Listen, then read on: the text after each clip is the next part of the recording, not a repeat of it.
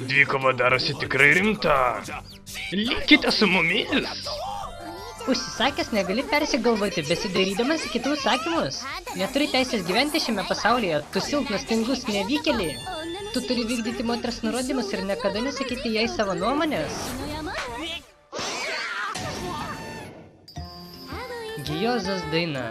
Sukurta Mičas. Mėlynas dangus ir baltas vanduo. Bėgame per smėlį ir vejamės viens kitą. Po širdies formos debesėliu perbėgsime vaivorykštės spalvų tiltą.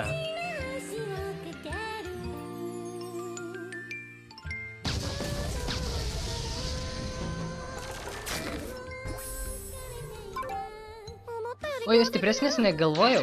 Kas per tonas? A? Argi tu nepradėjai abejingą puolimą?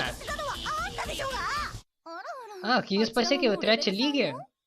Pergalė jau mūsų rankose. Bet aš noriu dar pažaisti. Koks aš nevykėlis, visada susimaunu. Nebeliko prasmės gyventi. Ką tu ten murmi?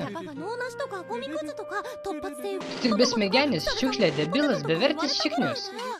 Ei, netoks aš jau ir blogas. Stokis ir būk stiprus, privalai kautis Takeshi.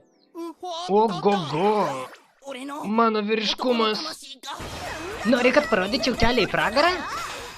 Tiesus smūgis į vyriškumą. Ji tokia siaubinga. Nagi, Stokis.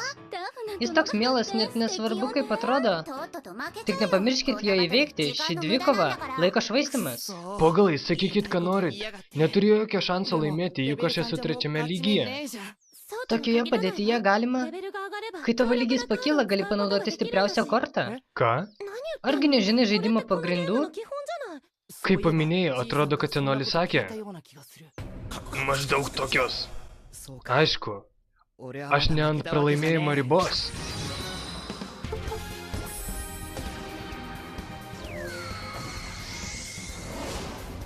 Pirmyn!